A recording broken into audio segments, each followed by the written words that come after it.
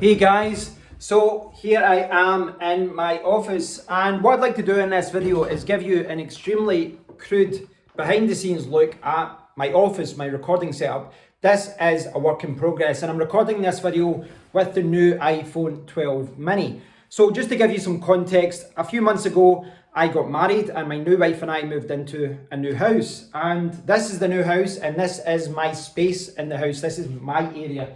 This is my office, this is my recording setup, and this is the camera that I use for about 95% of my videos. So this is the angle that you would normally see this way, and this, these are the monitors that I would normally see, and you can see that I've kind of hugged the monitors around the camera. So like I said, I am recording with the iPhone 12 mini, but I am not using a tripod, so you're getting shaky vision because I wanted to see what stabilization was like.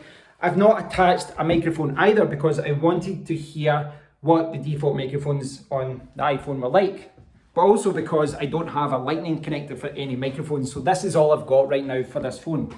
So I want to explain a few things about this right now, and this is a work in progress and this is not the final video. I will do a video in the future where I explain what each part is, what it does, how it helps me, etc. But I just want to give you a quick overview of what's going on here. Now, top priority in this recording studio when I moved in was maximizing space. And the reason being, this room is a little bit higher than my previous room, but it's a lot smaller. There's less square footage for me to work with, which meant that I had to be very creative with what I did. So I made the decision to just eliminate the big tripods. You can still see my Fujifilm X-T4 over there somewhere on a little tripod, but the tripods that were used for the lights and the stand and the camera, those have all been removed and replaced with brackets and poles which are now attached to the desk. And if you can see here, don't look at that, that's just a Commodore 64 box I found, which I'm going to be showing someone later. But yes, I've kind of maximized the space, and you can imagine if I had tripods here, I wouldn't even be able to get into the wardrobes. That's how little space that I'm working with. Now, with regards to what I did there, it worked great. As far as maximizing space, it worked great. As far as recording videos for YouTube, there's a lot of things to fix here. So the two main cameras there, I've got a webcam in each of the cameras which I can switch to if needed, but really I switch between the Sony camera and the overhead camera. Those are the main cameras that I use. Now the overhead camera, with this new setup, with everything attached to the desk, I don't really have any problems with shakiness when it's got the wide angle shot. But when you zoom in, when you move the desk, you can start to see things shake a little bit. So that's not good. But also the main camera shakes a little bit as well. Not too much, but enough that if I start putting things on the desk and reviewing products, you will see that shaking a little bit. Now, I'm starting to look at possible ways to resolve that. Maybe there's stabilizers I can use, I don't know. The easiest thing to do would be just to bring back the tripods, or perhaps use a monopod. But even using a monopod, if I secure that to the desk, you're still connected to the desk, you're still going to get some shaking. So there's a few things that I need to fix like that before everything is okay. But I also need to improve a lot of my setup as far as upgrade the equipment. The overhead camera here, for example, I really don't like the autofocus, and I mean, I've talked about the autofocus in videos, but behind the scenes I have lost so much footage because this just refuses to focus on what it should do. It will focus on something that's away down there for some reason, and not the big thing, the big mouse or the big game controller that I'm holding underneath. It's very, very frustrating. I need to upgrade that. There's a lot of things that won't be upgraded. The monitors are fine. That's a 1440p gaming monitor, but to be honest, I'm happy with that just now. The audio interface is great. The Thunderbolt hub is great. But there are some things that I need to address with microphones. So I don't have any adapter for the iPhone 12 mini yet. So I'll buy an adapter, or I'll buy a new microphone, maybe a new shotgun mic or something. But for my main setup, I basically use both of these mics and I switch between them. When I'm recording with the overhead camera, I tend to use this one. This is the Shure SM7B. And I'm sure you've seen this before, guys. It's used by Joe Rogan. It's used by a lot of podcasters, a lot of YouTubers. It was used by Michael Jackson, etc.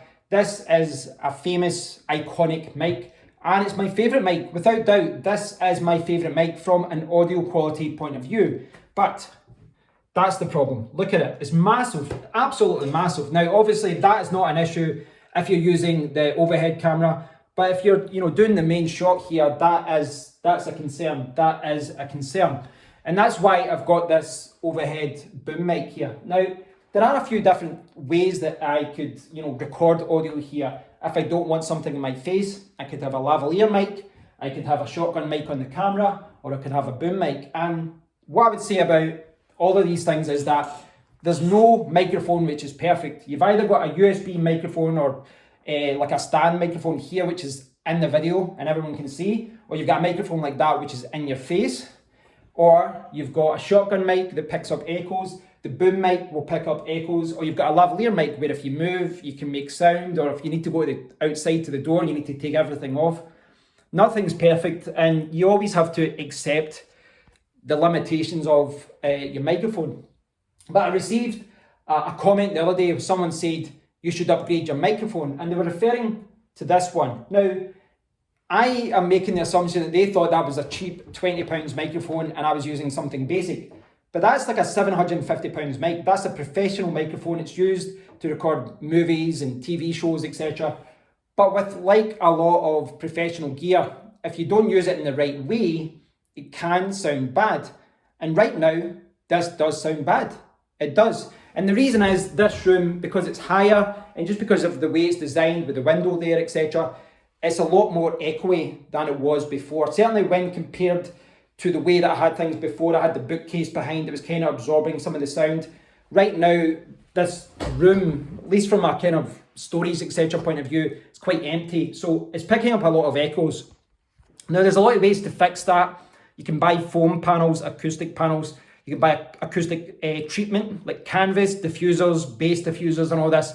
There's lots of ways that I can do that. But again, this raises the issue of space and me trying to maximize space. So if I'm going to continue using this one, I need to perhaps use an effects solution, excuse me, something that helps me improve the audio of that. So I could go down the software route or the hardware route to improve the audio there, or I could look to, just improve the audio in the room.